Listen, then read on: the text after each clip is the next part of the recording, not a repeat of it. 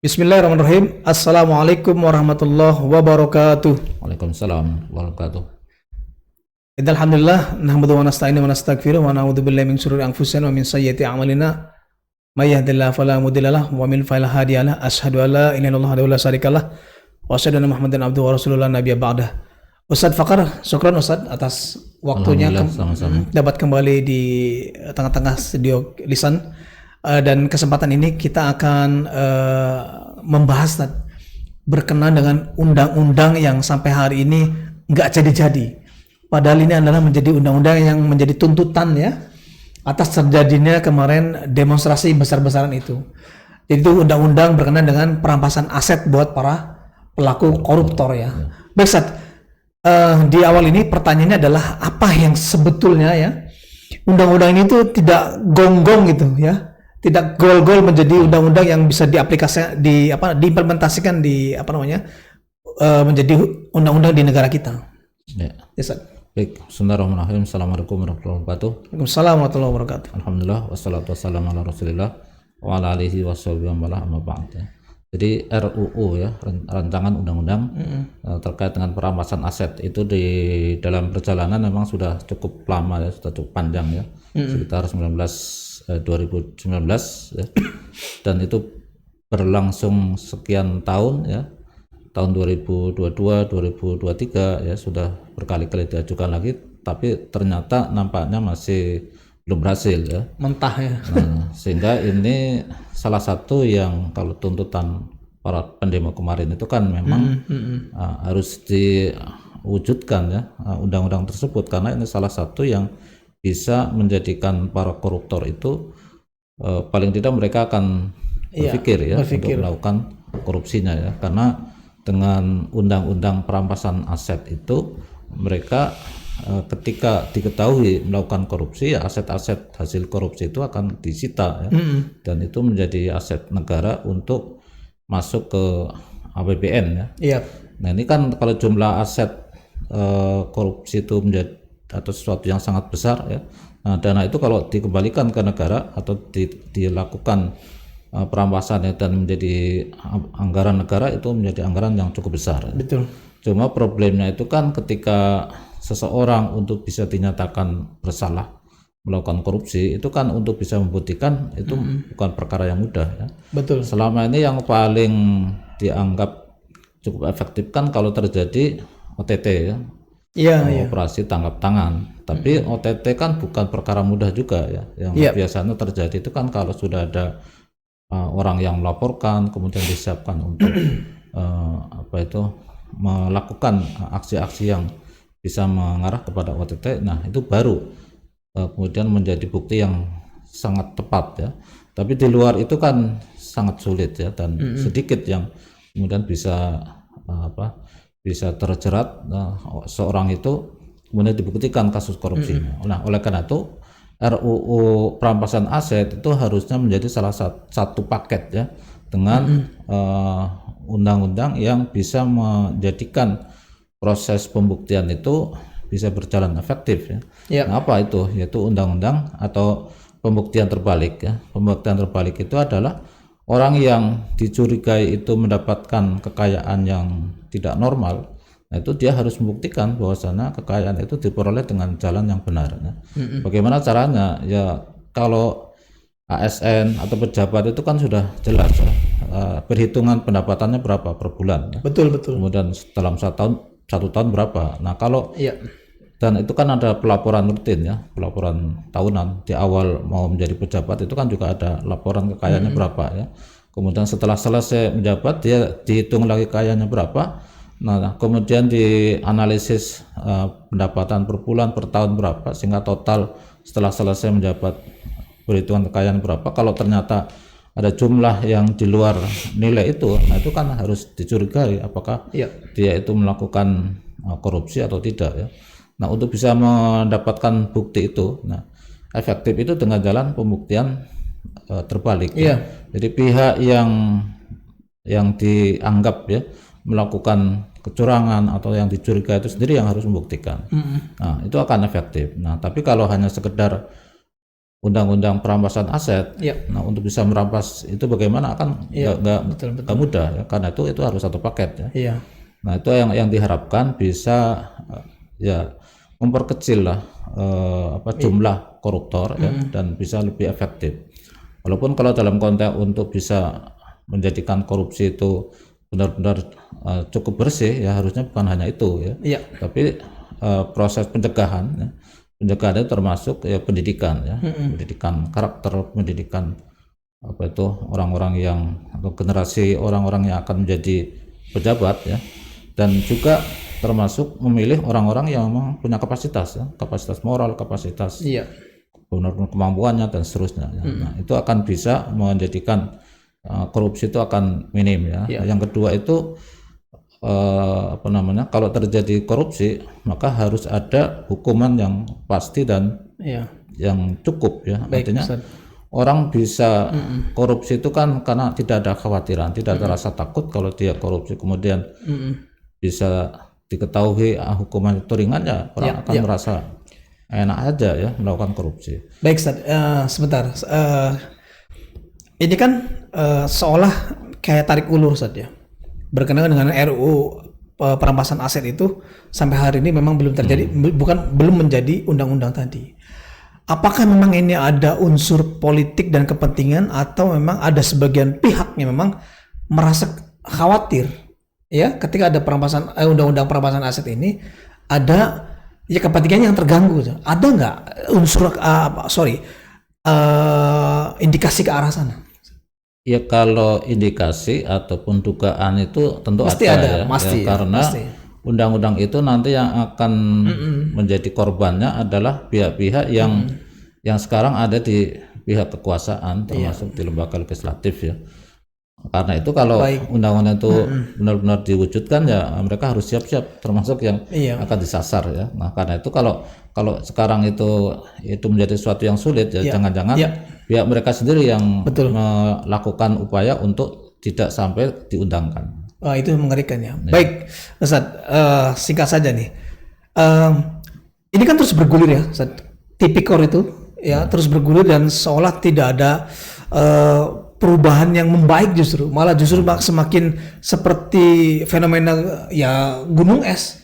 Yang bisa kita lihat adalah itu yang nampak di permukaan yang memang populer saja.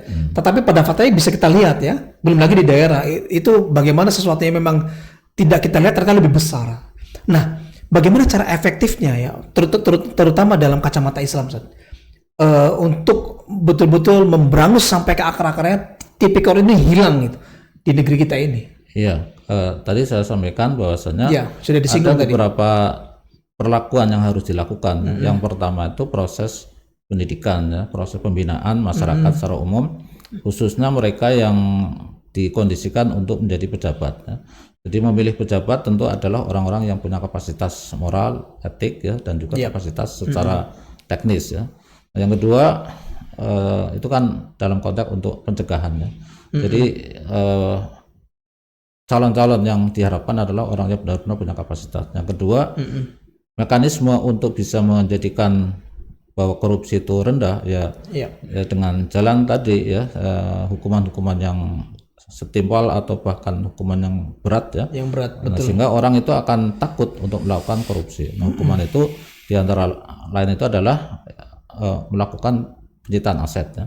Jadi orang-orang yang terbukti bahwa asetnya itu dari hasil kejahatan ya, termasuk hasil korupsi dan sebagainya, ya harus disita semuanya ya. Kalau yang sudah jelas-jelas terbukti itu adalah hasil kejahatan harus disita semua, bukan disita sebagian kemudian dia dihukum juga dengan hukuman ringan ya. Nah, terkait dengan hukuman itu ya jelas satu asetnya disita, yang kedua juga tetap diberlakukan hukuman atas kriminalitas atau kejahatan ya.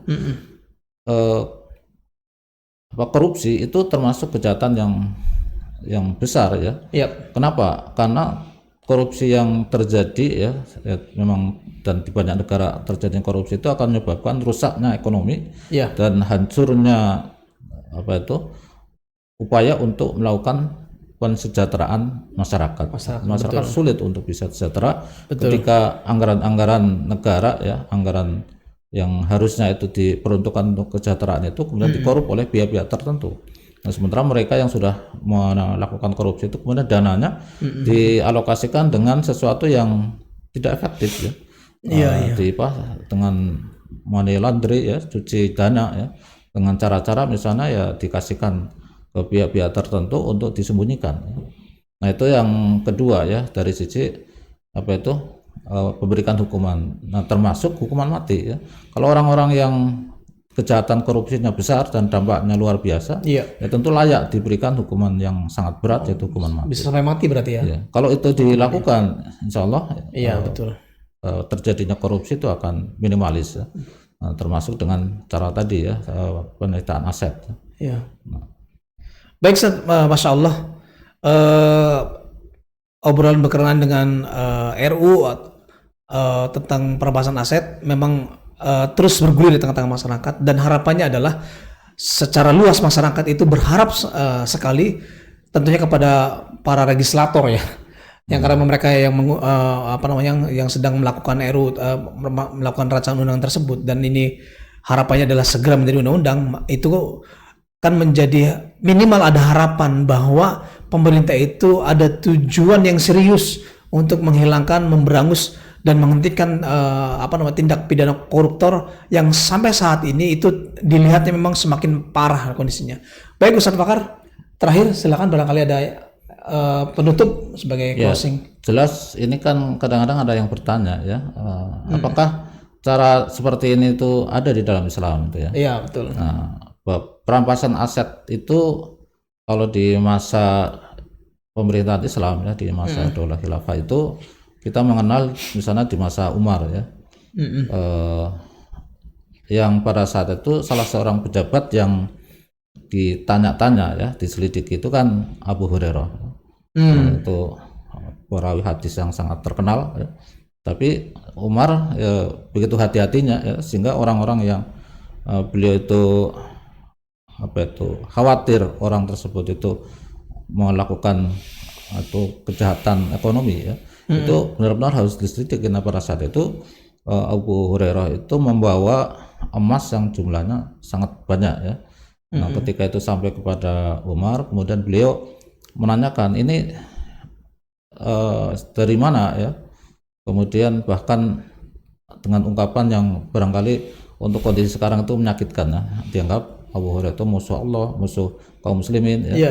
Nah, akhirnya dia membantah bahwa itu adalah harta yang diperoleh ya, secara benar ya, dia menyampaikan ya, membuktikan dan sebagainya. Akhirnya walaupun Umar pada saat itu sudah memecat Abu Hurairah ya, karena khawatir harta yang diperoleh itu dengan cara yang tidak benar. Nah, kemudian setelah dibuktikan bahwa itu adalah harta yang benar, diminta kembali untuk menduduki jabatan itu, tapi ternyata Abu Hurairah kan nggak mau ya. Nah itu yang terjadi pada masa Umar, termasuk pembuktian terbalik ya, ketika seorang pejabat itu mendapatkan harta yang dianggap itu dicurigai ya, maka dia harus membuktikan. Nah di masa Umar pun itu dilakukan, artinya itu justru itu telah dicontohkan oleh Islam ya, bagaimana perampasan aset itu bisa dilakukan termasuk dengan undang-undang terbalik ya, atau pembuktian terbalik. Nah kalau itu dilakukan, insya Allah korupsi itu hal yang mudah untuk diselesaikan, tergantung kesungguhan di pemerintah itu melakukan pemberantasan korupsi itu realitas dengan sungguh-sungguh atau tidak ya. Kalau benar-benar sungguh-sungguh ya harusnya itu upaya-upaya yang maksimal itu harus dilakukan, baik dari sisi pendidikan ya, pencegahan, kemudian juga termasuk dengan hukuman-hukuman yang tepat ya, termasuk dengan menerapkan undang-undang perampasan aset atau dipastikan bahwa undang-undang itu ada, dan juga dengan pembuktian terbalik, dan juga termasuk hukuman yang keras, katakanlah termasuk hukuman mati ya. Saya kira itu adalah langkah-langkah yang harus dilakukan kalau memang serius untuk memberantas korupsi ya. Baik Ustaz, Masya Allah ya. Begitu jelasnya penyampaian dari Ustaz Fakar berkenaan dengan bagaimana kita melakukan tindakan-tindakan upaya pencegahan korupsi, bahkan yang sampai saat ini seolah kita ini kesulitan ya. Tadi sudah dijelaskan, mudah-mudahan apa yang tadi disampaikan menjadi inspirasi buat kita semua, dan kita berharap ya semuanya bisa tercapai ya, tentunya ya diterapkannya dengan cara Islam ya Ustaz ya. Baik pemirsa Sobat Lisan di mana saja berada, demikian apa yang bisa dapat kami sampaikan, kurang lebih mohon maaf. Assalamualaikum warahmatullahi wabarakatuh. Waalaikumsalam warahmatullahi wabarakatuh.